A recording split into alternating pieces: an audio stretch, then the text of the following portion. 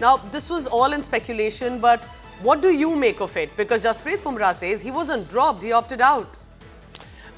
See, firstly, I mean, this is semantics, Pooja. It's pretty much, now confirmed that, even if the captain has opted out and decided to sit out of the test match, it is pretty effectively dropped. And dropped is a word you often associate with a player that has been left out of the 11 based on performances. And there is no shame in admitting at the moment that the captain's performances haven't been up to scratch, not just in this series, but this calendar year. And I think while on paper it does seem like a bold call to take, as you've mentioned in your reportage as well, that this is unprecedented. For the very first time, you've had a Indian skipper being dropped midway during the series. So on the face of it, it does seem like a very bold call, but I think it must have been a rather easy call for the skipper himself to make. I have no reasons to doubt Jasprit Bumrah when he comes out and says that the captain himself decided to sit out. Even if he's decided himself to sit out, it is pretty much dropped, and that's a decision that the captain himself has taken.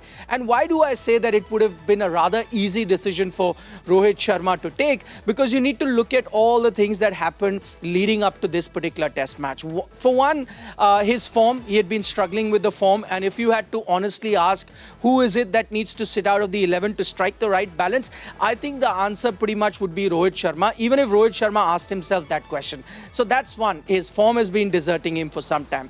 Secondly, the previous test match that happened in Melbourne, the tough call was taken to drop someone like a Shubman Gill, and that's a call that came under scrutiny, it came under heavy criticism, simply because Shubman Gill, even though hadn't been scoring a lot of runs in this series, but overall had been one of your top performers of the year, and to make him sit out to ensure that Rohit Sharma is accommodated is something also that didn't go down well, with the Indian cricket public at large, and I think that is something also that Rohit Sharma would have been mindful of, that how do you now once again drop a Shubman Gill, and you need to accommodate him. Once you need to accommodate him, then who goes out? Once again the answer could have been Rohit Sharma. And third and most importantly, another factor that would have helped Rohit Sharma take that decision was the fact that, remember, he was not part of the team in the very first test match of this series. He missed that test match because of personal reasons. And what did the Indian team do?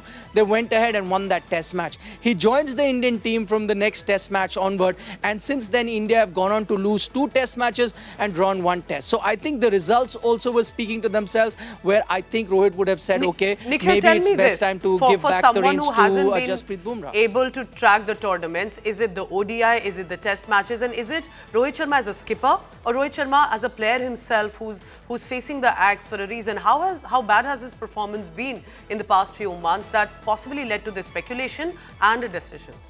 Rohit Sharma, the skipper, has been blowing a bit hot and cold in test match cricket. Rohit Sharma, the captain in white ball cricket, has been outstanding. And we're talking about the year that's gone by, where India actually achieved one of their finest moments in history, winning the T20 World Cup under the leadership of Rohit Sharma. Plus, I think the more important bit here is not so much his captaincy, but his form with the bat. And this is a Dr. Jekyll and Mr. Hyde story in itself.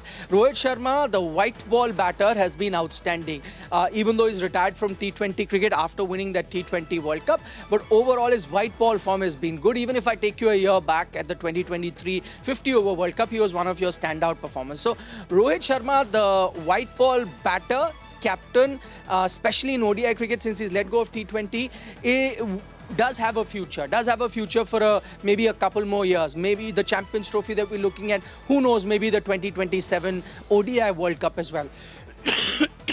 But Rohit Sharma, the batter in red ball cricket, I think that's where the doubts started to creep in.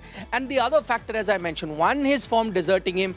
2, the Indian team not being able to, fight on even keel with the opposition, losing a series at home versus New Zealand, and now trailing versus Australia under his captaincy.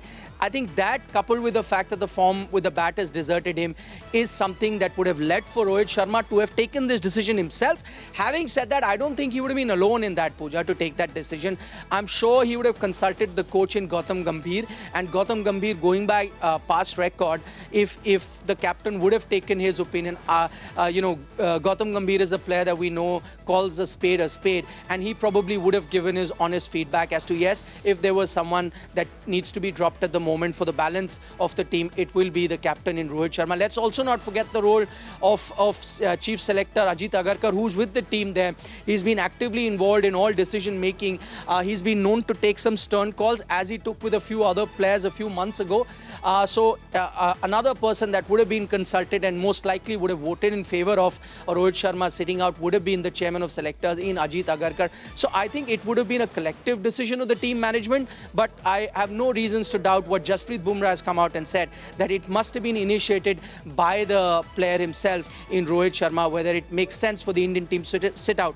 And on the subject of Gautam Gambhir, yes, because I was saying that, he probably would have contributed, I must also remind our viewers that Gautam Gambhir is the same person who was the captain of an IPL team, Delhi Daredevils at that time, Delhi Capitals now. And in the middle of an IPL season, he was captain. He dropped himself because he was out of form and allowed someone else to lead. That's so interesting. there is precedent there as well. But tell me about this tournament, the India-Australia Border Gavaskar Trophy that's on.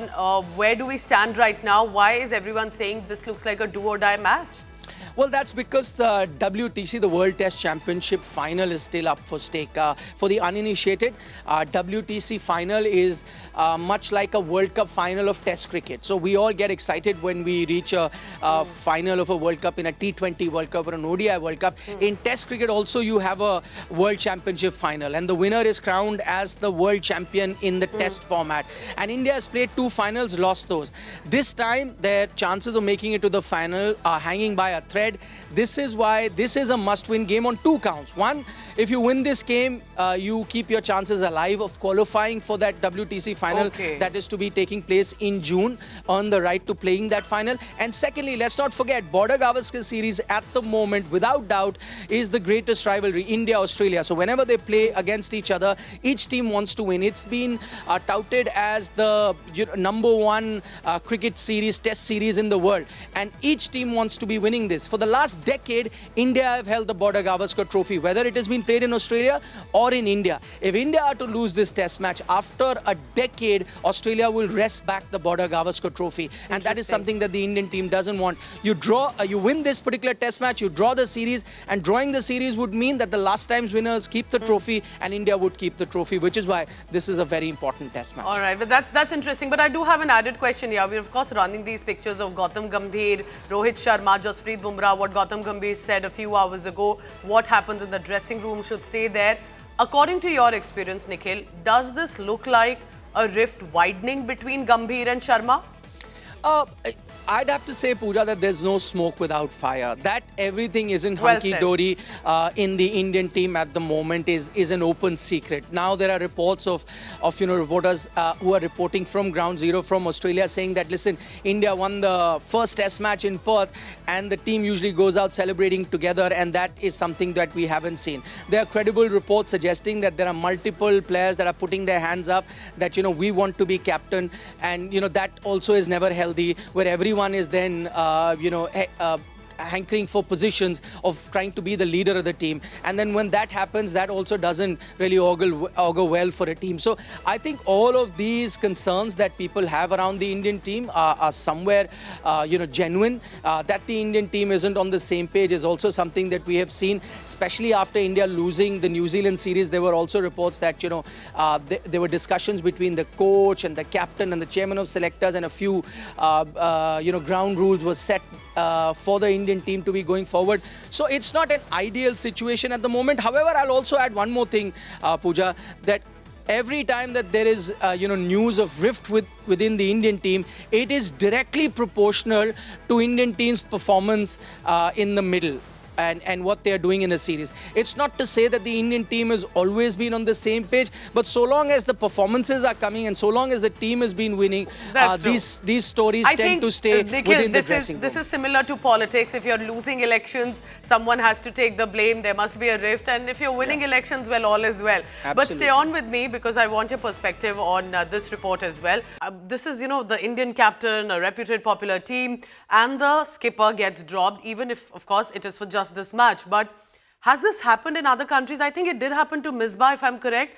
It's not been very common, but do you remember any of the instances where other captains have been dropped? Because otherwise it looks like Gautam Gambhir came in and Rohit Sharma was out. Pooja, I mean, it hasn't happened in Indian cricket. We Yes. had Mr. Gavaskar yesterday during our program, and he did mention that there were a couple of times where when he was skipper, he was struggling for form, and he contemplated sitting out of a game. But he spoke to the manager as well as the other senior members of the team, and the answer that he got from them is that no, he shouldn't do it in the middle of the series. We've had Indian captains actually retire in the middle of the series, and that's also been based on form. But then they've said goodbye to the sport completely. You know, it happened with Anil Kumble, it happened with MS Dhoni as well. So there was a case in point where they were struggling for form. They weren't finding, you know, a position for themselves in the 11, and they not just dropped themselves, actually announced their retirement. So it is pretty much on the similar line. Now, many would ask, why is it that Rohit Sharma wouldn't announce his retirement? I think this is something that he's going to think about. You know, there were already talk that Sydney could be his last test match, but because the series is in such an interesting position and you want to put your best foot forward, you want to put your best team, and so probably that's why a day or a couple of days before this test match, a call has been taken to, you know, have Rohit Sharma out of the 11. Will he ever play test cricket for India again? Now that I think is another pertinent and very interesting question, because at this point, if India do not qualify for that WTC cycle, it's an end of a test cycle as well. It's a 2-year-long cycle.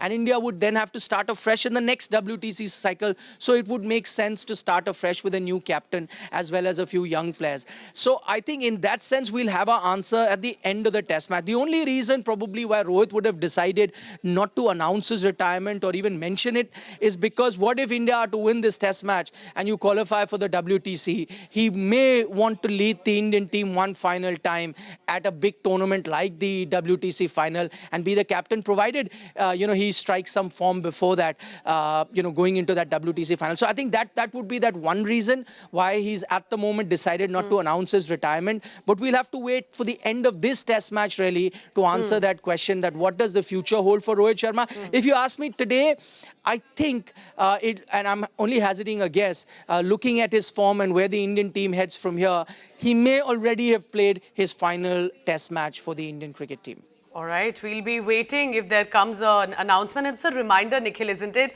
that you may have as a captain got us the T20 World Cup, but you're as good as your last match. And perhaps that's how high-stake competitive sport cricket for India really is. Thank you very much, Nikhilnaz, for the latest on that.